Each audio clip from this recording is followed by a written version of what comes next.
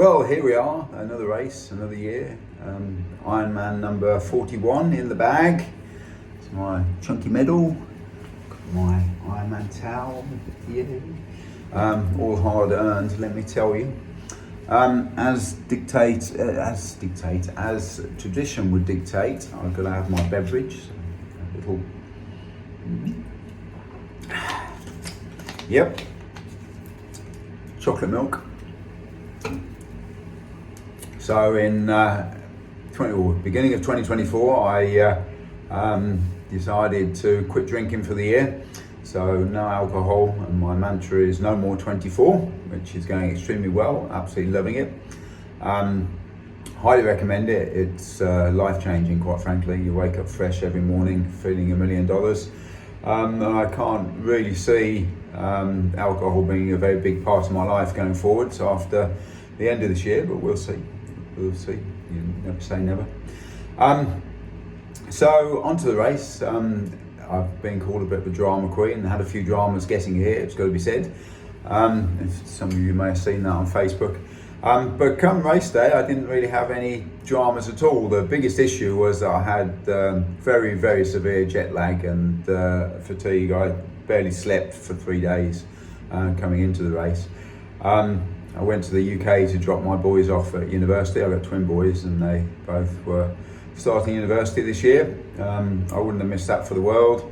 They worked incredibly hard to get where they got to, and they just make me so incredibly proud. So well done, boys. And it was such a pleasure to be there with you, starting the next chapter in your life.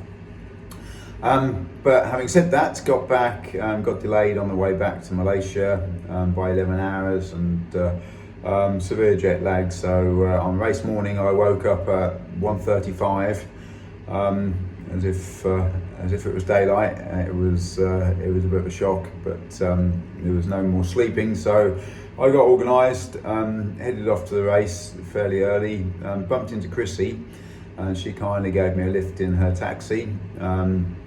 So I got to the race nice and early, set up the bike in about 10 minutes, which is unheard of for me. Normally I faff around for about an hour, worrying about what I may or may not have done properly.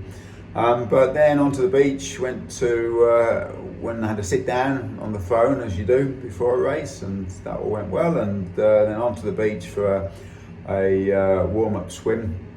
Met a couple of really cool guys down by the water's edge and sat down and chatted to them for 20 minutes, which was lovely.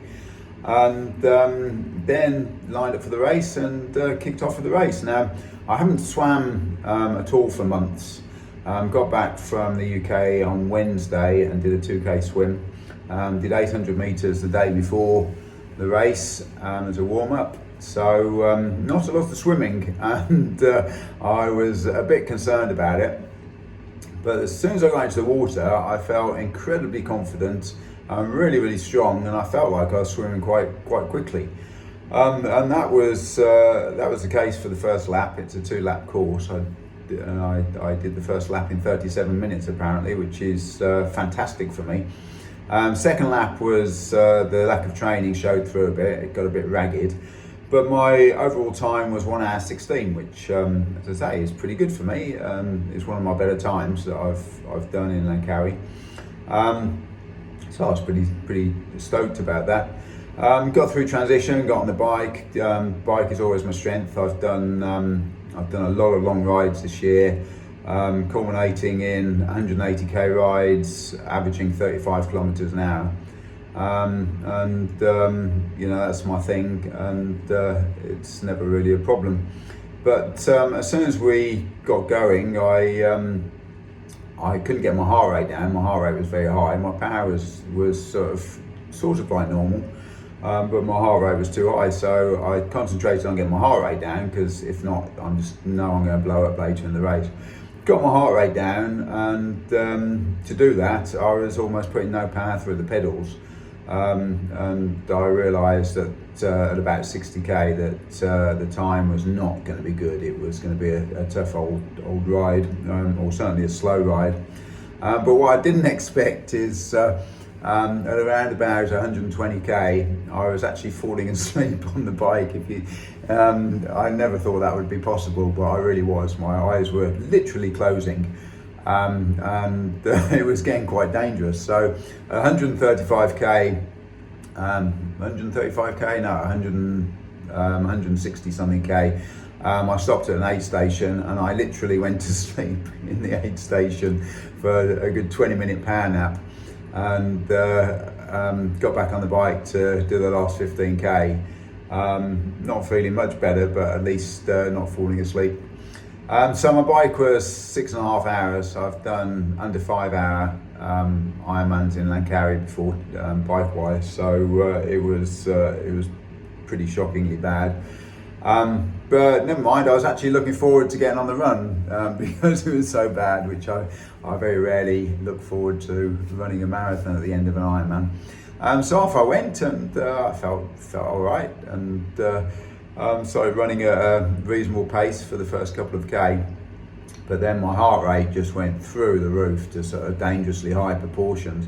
And I realised that I'd have to walk run, so not a problem. I just started walking a few hundred meters and running again.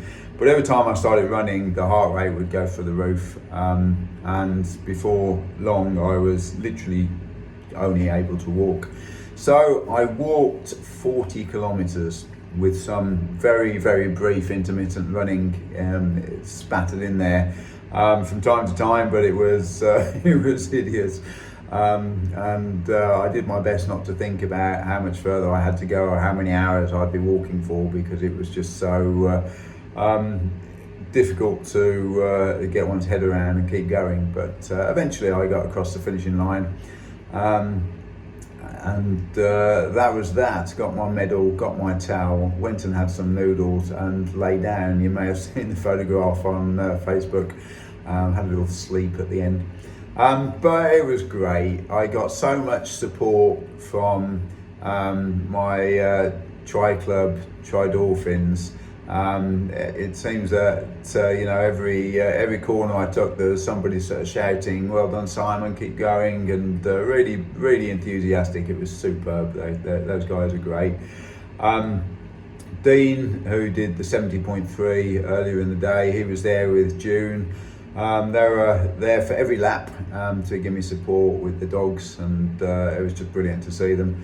Dean gave me the dogs at one point to get them to pull me along, but they nearly pulled me over. So we abandoned that idea. And then at the finishing line, I saw KK and Mariana, and they escorted me to the finish line with big smiles on their faces and loads of cheers and loads of support. So it was a wonderful experience, and really was the icing on the cake. So thanks guys, you're all absolute heroes to me.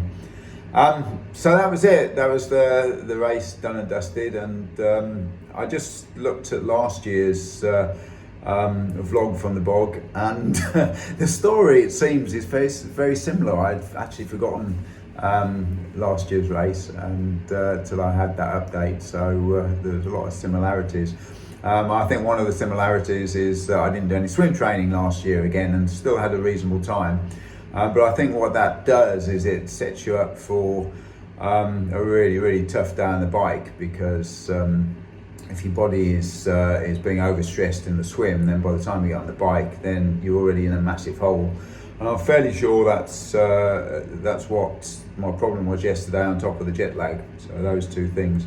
So I've said to myself, I've promised myself that we won't go in half-cocked again, especially around the swimming. We'll make sure that the swims, it may not be any faster, but at least I'll have done the mileage before the race. Next race is going to be Ironman Tallinn in Estonia, August the 23rd. Anybody that fancies doing an Ironman, come and join us, because Marco and I are doing it. It's going to be a hoot. It's a flat, fast course. It could be very windy, but it's cool weather. I think the average temperature is just 17 degrees, so that's good for people like me and Marco who overheat very easily. Yeah, that's the plan. Going to try and qualify for Kona there, so it's a big ask, especially after yesterday. I'm sure a few of you will be chuckling or rolling your eyes at that statement. But we're going to give it a shot. And then, of course, next year, I'm at Langkawi as usual. So that was it. That was the day that was, and still loving it, still buzzed, still wanting to do more. Although I did say to myself afterwards, I'm never, ever, ever going to do another Ironman until I do the next one, which made me laugh anyway. That's it. Take care. Bye-bye.